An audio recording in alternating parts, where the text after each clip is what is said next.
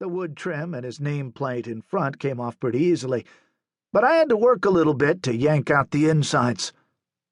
The next day, the players and a couple of writers saw the damage and put 2 and 2 together. Suppressed rage is bad for you.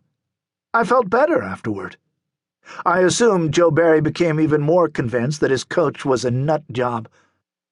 But did my sort of out-of-control outburst inspire him or the team? Who knows? We lost that series in 4. But at least I made it plain how badly I wanted to win, and how badly I wanted them to want to win.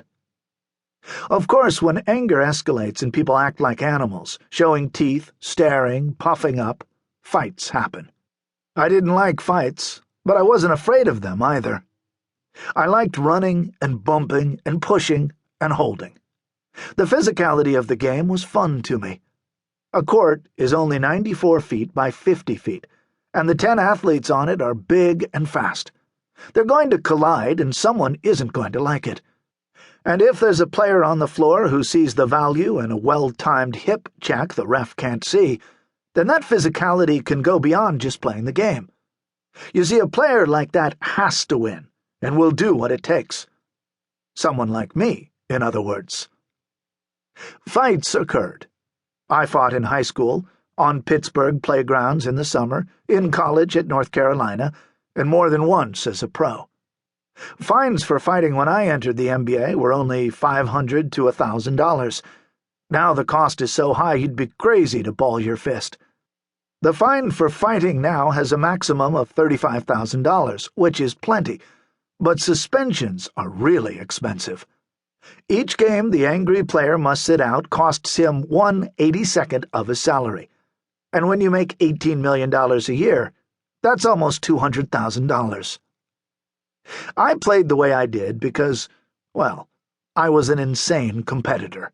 I loved intensity and intimidation, and defense.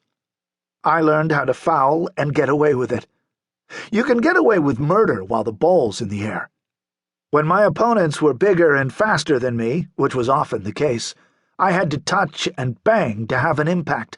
I enjoyed that, and I was good at it. And I was annoying.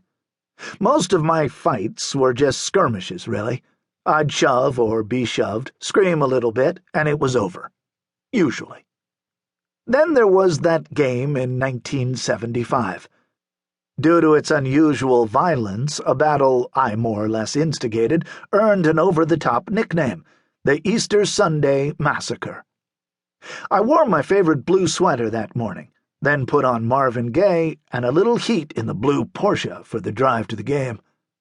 March 30th was a cool day in South Texas, a high of 60.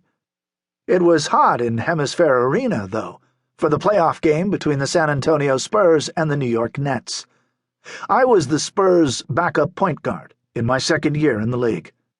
At 24, I was still young and strong and extremely willing to do damn near anything to win. During warm-ups, I looked up at the baseline bums, the misnomer of a group of crazies seated 15 rows above the visiting team's tunnel to the locker room. The bums loved me. I sometimes drank beer with them after games in a big tent called the Lone Star Pavilion. Seems like all we ever drank was Pearl, the worst beer ever, but it was brewed in San Antonio, just like the bums. Emotion peaked between the national anthem and tip-off. The coaches and players formed the usual circle. "Don't take any shit from them," shouted our coach, Bob Bass. "Play hard. Stand up for yourselves." The jaded professionals in the huddle may have thought, "Yeah, right," but I listened. The Nets had 2 All-Stars, Dr. J, Julius Erving, and Brian Taylor, their ball handler. I'd get Taylor if I got in the game. Bass put me in to spice things up in the first quarter, and I immediately invaded Taylor's personal space, guarding him closer and more roughly than he liked. He threw some elbows at me. That was okay.